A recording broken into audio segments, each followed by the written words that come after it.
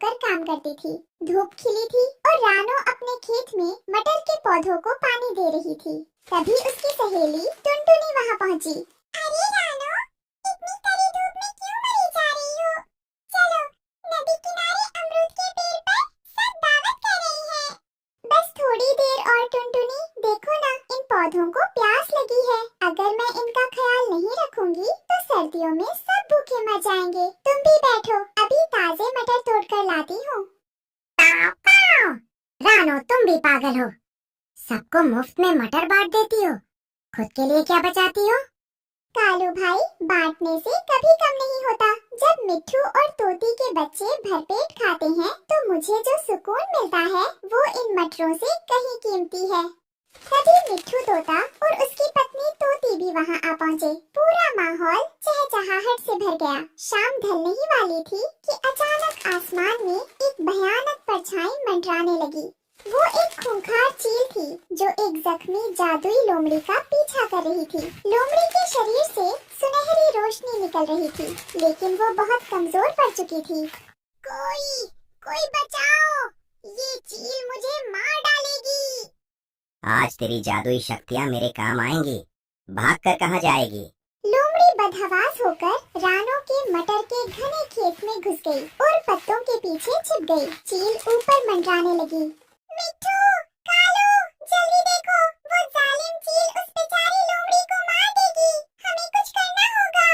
लेकिन रानो, वो चील हमें एक झपट्टे में खा जाएगी। नहीं, अगर हम सब एक साथ हमला करें और उसका ध्यान भटकाएं तो वो डर जाएगी। कालू भाई, तुम अपने पूरे झुंड को बुलाओ, मैं और टुनटुनी कंकर गिराएंगे। शुरू हुआ एक बड़ा मुकाबला। कालू कौवे ने शोर मचाकर पूरे जंगल के कौवों को इकट्ठा कर लिया। सैकड़ों पक्षियों ने मिलकर चील पर हमला कर दिया। चील घबरा गई और वहाँ से भाग खड़ी हुई। चील के जाने के बाद रानो दौड़कर लोमड़ी के पास गई। लोमड़ी के पैर से खून बह रहा था। डरो मत बहन, तुम सुरक्षित हो। तोती, जरा वो कड़वे नीम के पत्ते लाना। टुनटुनी, पानी लाओ। अगले 10 दिनों तक रानो ने अपनी जान लड़ा दी। वो दिन भर लोमड़ी के घाव धोती, उसे अपने सबसे नरम बिस्तर पर सुलाती और खुद जमीन पर सोती। रानो, तुम खुद इतनी छोटी हो, पर तुम्हारी ममता आसमान जैसी बड़ी है। मैंने सुना था कि पक्षी स्वार्थी होते हैं, पर तुमने मेरी धारणा बदल दी। मदद करने के लिए बड़ा होना जरूरी नहीं है लोमड़ी बहन, बस मन में दया होनी चाहिए। जब लोमड़ी पूरी तरह स्वस्थ हो गई तो उसने अपनी पूंछ हिलाई और हवा में एक चमकता हुआ मटर का गोला प्रकट हुआ। रानो, ये मेरी जादुई शक्तियों का अंश है। ये महामटर है। जब कभी जीवन और मृत्यु का संकट आए और तुम्हें लगे कि अब सब खत्म होने वाला है, तब इसे मिट्टी में दबा देना। याद रखना, ये सिर्फ तुम्हारी और तुम्हारे नेक दोस्तों की पुकार सुनेगा।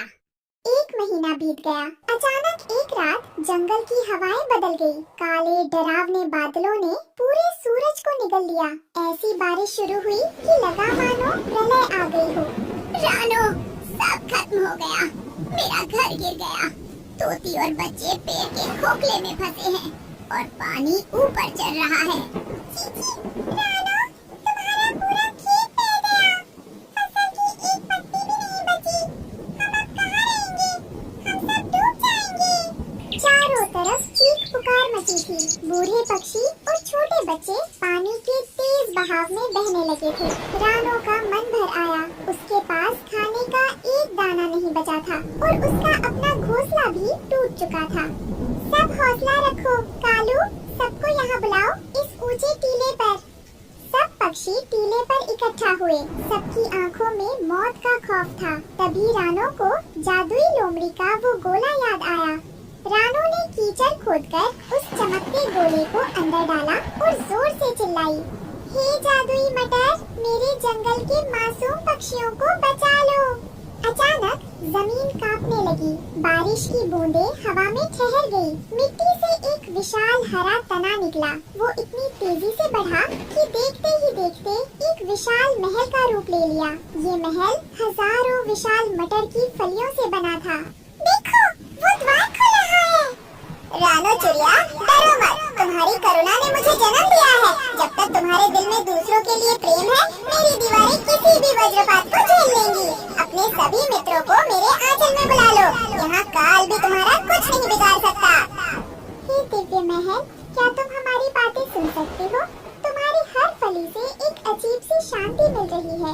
हमारे जंगल को फिर से खुशहाल बनाने में हमारी मदद करना। महल के अंदर कदम रखते ही गर्मी का एहसास हुआ। अंदर की दीवारें रेशम जैसी नरम थी और छतों से जादुई रोशनी टपक रही थी।